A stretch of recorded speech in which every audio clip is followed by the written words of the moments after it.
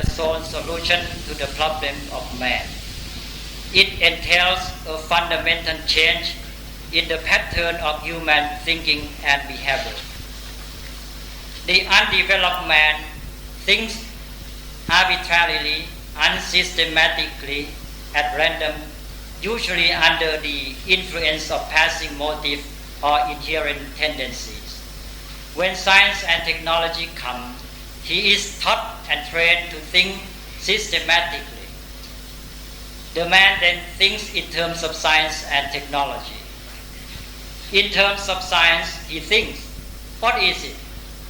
Along with all the facts and data such as hows and whys about that thing or phenomenon. This may be followed by a thought in terms of technology. What is the use of it? What use can we make of it? How can it be turned into use? Here is the thought in terms of science and technology. Beyond this, the man again thinks at random or habitually, influenced by the arising motive or inherent tendencies. Thus, scientific and technological thinking does not make any fundamental change in the man's pattern of thought and behavior. No development of the thinking man. Moreover, it leaves a wide gap in the thinking process of the man. The gap in which the man's habitual thinking under the influence of inbred motive and tendency will follow and exploit scientific and technological thinking. Then the scientific and technological thought will be at the service of habitual and arbitrary thinking and serves to expand the dimension and magnitude of the latter. The motives or tendencies to be served are usually the three self-centered ones as mentioned above. Following the first phase of scientific thinking, what, how, and why is it? And the second phase of technological thinking, what is the use of it? How can it be put into use? The man thinks, how can I make use of it to make my profit or for my enjoyment? How can I use it to dominate my neighbors, to show my eminence over them, to put them in my service? How can I use it to win people over to my opinion, to my faith? How can I use it to press them to accept my theory or ideology? The thinking process of the man can be shown in three phases of thinking in terms of science, of technology, and of exploitation. Certainly, it is the third phase of thinking that will direct and control the ensuing behavior and action. Then, beginning with evil even in the mind, and with evil pervading the whole process, the hope for peace is surely to be frustrated. It is at this point that we need amendment, and the service of religion or the Dhamma is indispensable. This means systematic thinking, free of harmful motives and self-centered tendencies, must continue. Following the first and second phases of scientific and technological thinking. This must continue into the third decisive phase. The man has to be trained to think in terms of ethical or moral values, such as how can this be used to enhance the quality of life or to promote the mutual well-being of mankind. If moral thought has been established as the third phase of the thinking process, moral behavior and actions will follow, completing the whole process and leaving no gap for unwholesome tendencies to influence. Now, the thinking process consists of the three phases of thinking in terms of science, of technology, and of ethical values. Thus, science, technology, and the Dhamma or religion are harmoniously integrated even at the level of thought. each finding its proper role, which is complementary to the others. A fundamental change in the pattern of thought and behavior has also been achieved. However, it is not necessary that the thinking process will consist of all these three phases. The scientific and technological phases exemplify neutral phases in general. They can be dropped or replaced by some or other neutral phases. Only the Dhamma or ethical phase is a necessity. Both moral and immoral tendencies are there in the mind. If the moral ones are not to the fore, the immoral will come to reign. Today, how to think is an emphasis in education. Truly, children and all people alike should be taught how to think. However, many people refer to the how to think only in terms of scientific or intellectual thinking. They do not touch the true nature of the mind and thus leave the thinking process unsound and defective. Their how to think is therefore too short to realize the aim of education. That is, to develop the man so that human problems will be rightly solved and good life will be attained to. With the phase of moral thought, the thinking process of how to think is complete. In this right process of thinking, intellectual thought and moral thought becomes integrated. It is the thought that is both rational and wholesome, really sound. Then how to think means the way of thinking which is in accordance with truth, full of reason and favorable to good life. With this right thought, the true religion is there in the man. He is truly religious. The man is truly religious in the full sense of the term. There is no need of any label.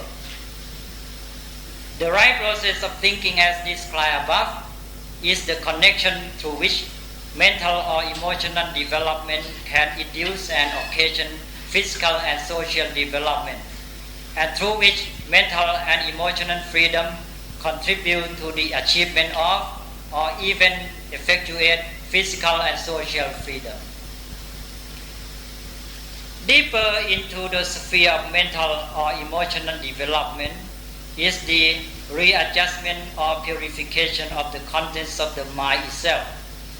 This aims at the liberation of man from the influence or controlling power of unwholesome motives, impulses, and tendencies, so that there will be none of them to overcome the thinking process. This is centered on the eradication of the three above-mentioned self-centered tendencies, namely selfish desire for pleasures and acquisitions, egotistical lust for dominance and power, and clinging to views, faith, and ideology. In place of these three unwholesome qualities, then three opposite ethical values will be developed respectively, namely, first, wise dealing with pleasure and possessions and the resolve to make use of wealth to realize common well-being or wealth for the common weal.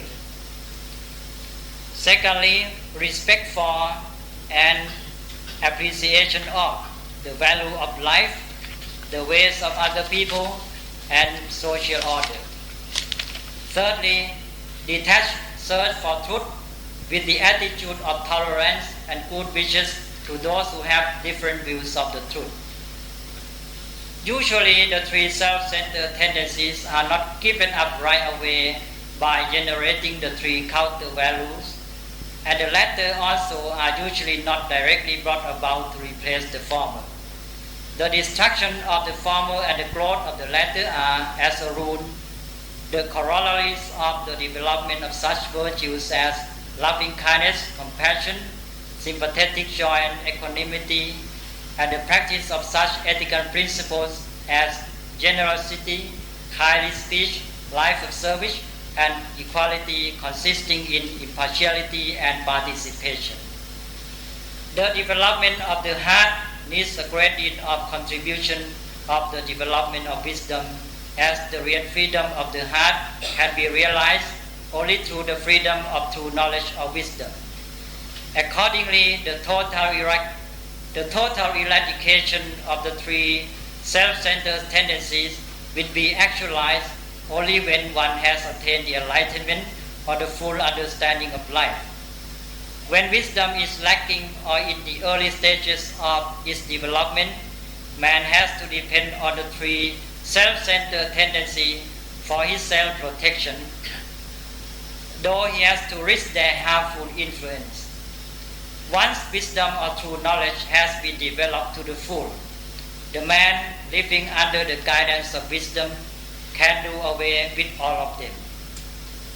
There are so many practices that are helpful to the development of the heart. Some bring about temporary freedom. Others lead to absolute freedom. What distinguishes them is wisdom, true knowledge, or insight. Any practice without wisdom as a factor can help achieve only temporary freedom. This is evident in the practice of meditation. Generally speaking, there are two kinds of meditation: calming meditation and insight meditation. Calming meditation with concentration as its essence leads to temporary freedom. Insight meditation, in which knowledge of the true nature of things is the guiding principle, makes possible the absolute freedom. Wherever is freedom, there are peace and happiness. Along with temporary freedom come temporary peace and happiness. Inseparable from absolute freedom are perfect peace and happiness. The really happy man is in the real possession of happiness, as it is inside himself. If he is provided with pleasure, he enjoys happiness to the full. If he is deprived of pleasure, or if some misfortune befall him, he can still find happiness. The plaster of unhappiness does not have any real effect on him. Only the really happy man has real peace. Only the man who has peace can be really happy. The man who has happiness radiates happiness. The man who has peace diffuses peace. The man who has no peace of mind tends to break peace in his family, among neighbors, wherever he is. The man who is in peace with himself naturally and automatically lives in peace with everyone. This is the happy and peaceful man in the full sense of the term. His peace and happiness are true to life. And it is this really happy and peaceful man that is the really developed man. He is really educated. The development that makes this free, peaceful, and happy man is entitled to the term peace education. In order to achieve freedom, peace, and happiness for man and his society, we need the interrelated and interdependent service of the four spheres of development, and also the interrelated and interdependent fulfillment of the four levels of freedom.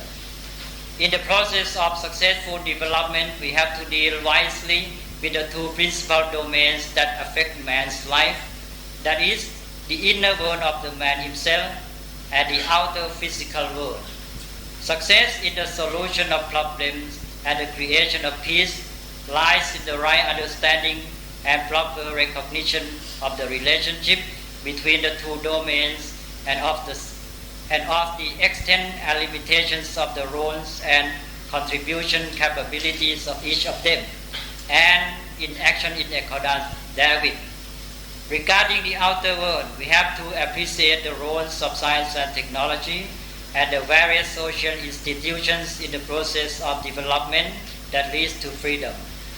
We must accept that science and technology, rightly and wisely used, can be complementary to the Dhamma or religion in carrying out physical development to achieve physical freedom.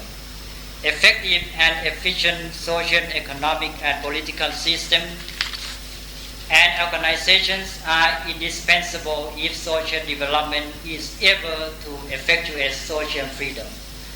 However, it seems that today we already have so abundant a supply of these physical and social tools of development that there is a problem of misusing them, and people being unprepared for the wise or right use of them get into more troubles rather than benefit from them.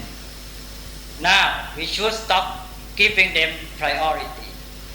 Although some among us should go on with the job of improving and advancing science, technology, and social, economic, and political systems, sufficient attention should be paid to the comparatively long neglected task of developing the man. The development of man should be our priority of today. The development or education of man is a unique task. It is the task of and for a specific life of a man. Unlike other fields of human activities, where the wealth of experiences and achievement of former generations can be handed down as cultural heritage to a later generation, and the later generation can make use of that heap of accumulations as the step on which they climb further up the ladder of civilization without necessity to start up anew from the ground. The development or education of man is the matter for a specific life. It has to be started anew from the ground up to the top of the ladder in the span of each and every life. In considering the fact that man is the creator, the central figure, and the sufferer or enjoyer of all problems and their solution, this task is of even greater importance. Peace and happiness of the man are the foundation of peace and happiness of the whole world. Education for the promotion of peace is therefore one of the most important tasks to undertake. Really, it is education or the development of man that is the prerequisite for peace. If this right education has been fully and thoroughly carried out, the International Year in Need of Peace will surely be turned into the real International Year of Peace, when peace, happiness, and freedom prevail all over the world. Or, as this year of 1986 is going to end soon, let us hope that it will be the year when the world begins to move in the right direction towards peace. Also, let every one of us take some action to turn hope into reality. To be practical, the first action to take is to make our own mind happy and peaceful, and then share our peace and happiness with all other people we come in contact with. May all be happy and peaceful, and their mental, verbal, and physical actions be contributions to the creation of the long years of peace to come. Peace be unto you and to all beings. Thank you.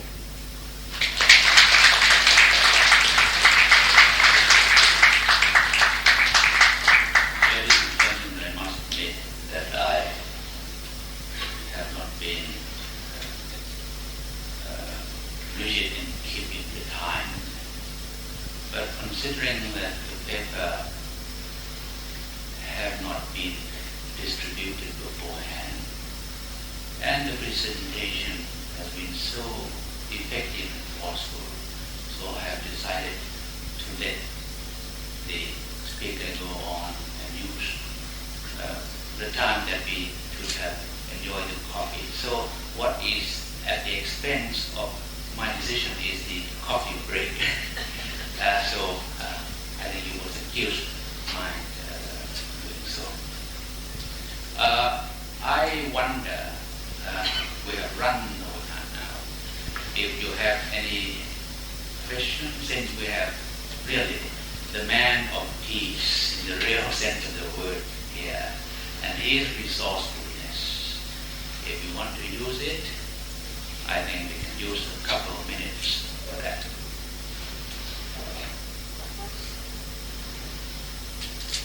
If not, then on behalf of the audience, I must raise my hands. It is not our custom, a Buddhist custom, to give a big warm hands to a monk. But I would nevertheless ask the audience to use your hand instead of forcing one hand against the other, forcing and make noise. Please place your hand together gently, or should I say peacefully, and raise it in recognition, in acknowledgement for our appreciation. Should we do it all together?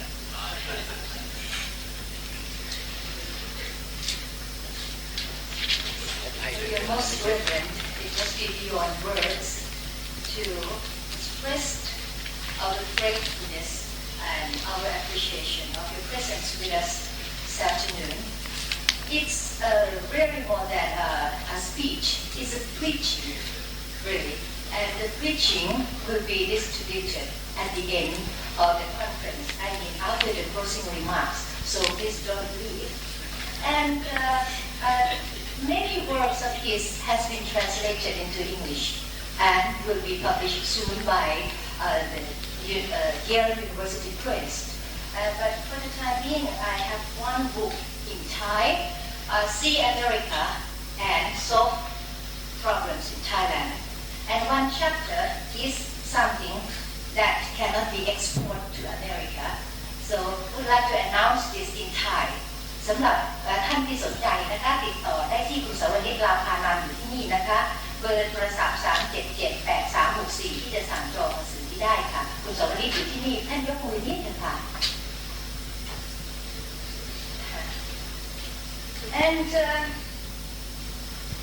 I'm afraid that some of you may be carried away by his preaching and may seek your own individual peaceful path and may not come back for the group discussion, group reports. So I make some announcement today.